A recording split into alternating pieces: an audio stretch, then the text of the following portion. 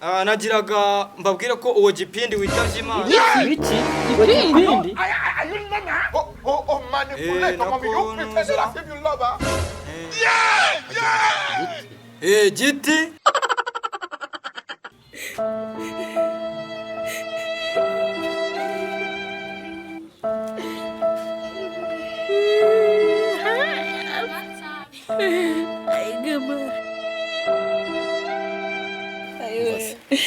tuza shiri momo nanjye ndabizi ndi kwishyira mu mwanya nawe urimo kandi nanjye uri kubona kagahina kanzengereje ariko kugira ngo witwe n'agahinda ndahari ku bwawe humura nyine yagiye nanjye ndabyumva ngahiga amahano ku gituza basi kugira ngo ushirimo ucyo komera cyane we gifiringo yirengagize ibyabaye nanjye ndahari ndi hano ku bwawe n'ukuri kw'Imana shirimo gaswinginze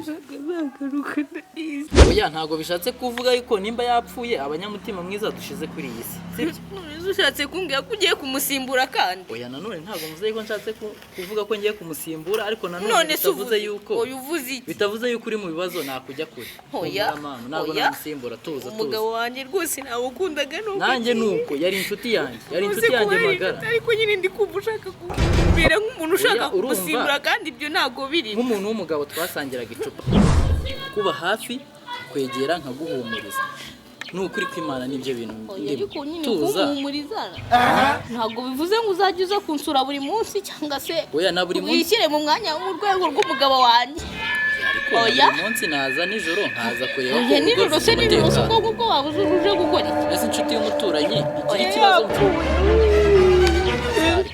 kazari tuza bambe ndabyumva nanjye ikibazo ufite gorere biri kumbwira kuzajya uza kundeba nijoro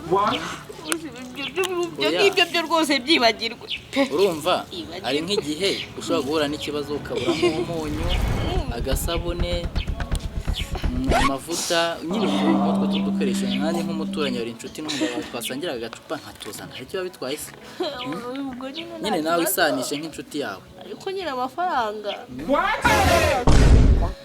abakenewe nyine mu rugo ariko ibyo gusimbura umugabo wanjye byo nanjye ntabwo ari ukumusimbura cyane ariko mu gihe adahari nanjye ngomba kuhaba kubwe kandi kubwawe nanone kugira ngo nk'umugabo twasangiye icupa byinshi cyane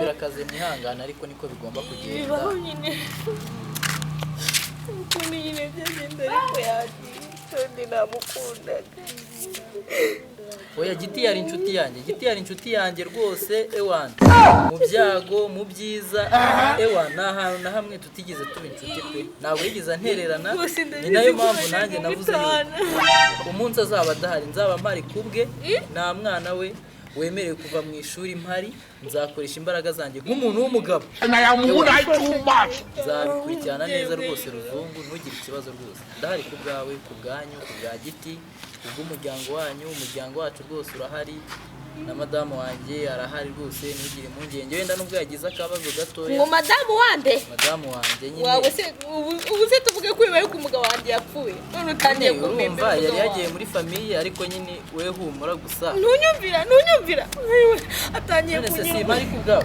nyine urabizi ko umugabo wanjye yapfuye utangiye kumpimbira ngo niwe ngo nigiye umugore wawe inshuti magara none se kuba inshuti bivuze ngo nabaye umugore wawe gusa nanjye bibaye ari ibishoboka nuko nanze kugusiga mu gahinda ubundi nanjye nakamu bibaho gusa nyine komera wihangane nanjye ndahari kubwawe yego nakomera ariko ibintu byo kumbwira ngo ugomba kumusimbura oya rwose ndabyanze nanjye ibyo ntabwo ngize mbivugamo gusa navuze ati nk'umuntu w'umugabo twabaye ntabwo ngenje kumusimbura gusa icyo nje gukora kuba hafi umuryango wiwe urumva niko ibintu bimeze ubundi nta wundi mutima mubi nzanye umutima mwiza nze mbabe hafi nyine tube famiye gusa nanjye mfite agahinda rwose nabuze inshuti yanjye giti yari inshuti yanjye mana yanjye sinzi ukuntu nabikubwira Jesus is Lord wumvishe neza yuko giti yari inshuti yanjye pe inshuti nyanshuti ya nshuti ujya kuvoma. Ndabizi rwose mwajyaga munatahana rwose.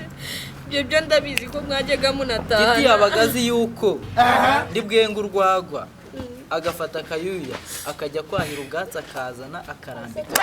Inshuti magana aheza mw'ijuru tuzahurirayo bagenzi. Aheza mw'ijuru tuzahurirayo bagenzi.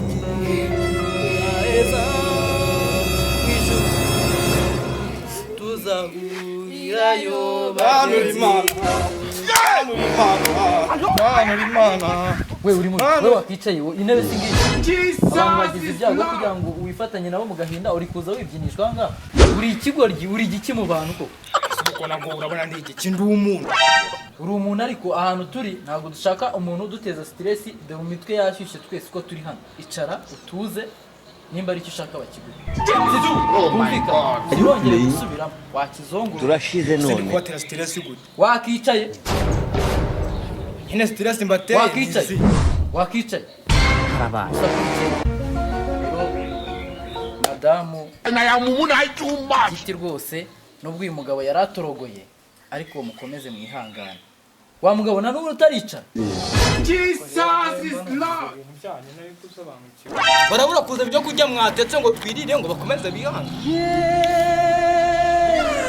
Akose ko mundeba ntabi mwese uko muri hano hari utazanywe n'ibiryo. Nk'uyu mushiki wacu urabona adashonje. Indese ushonje.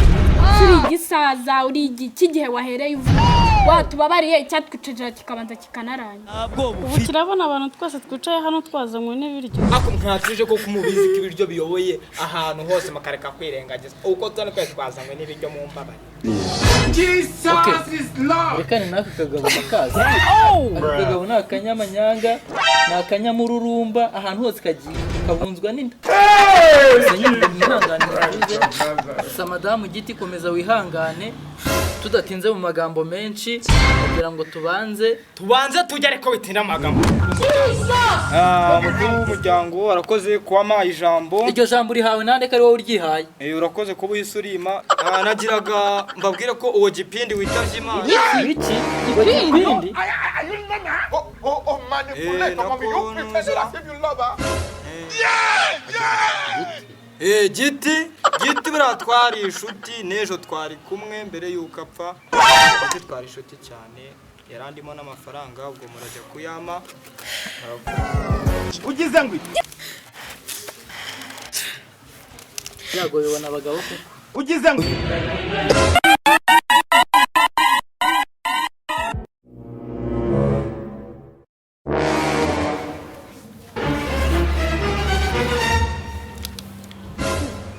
Sakoshanje igihe yari iri hano.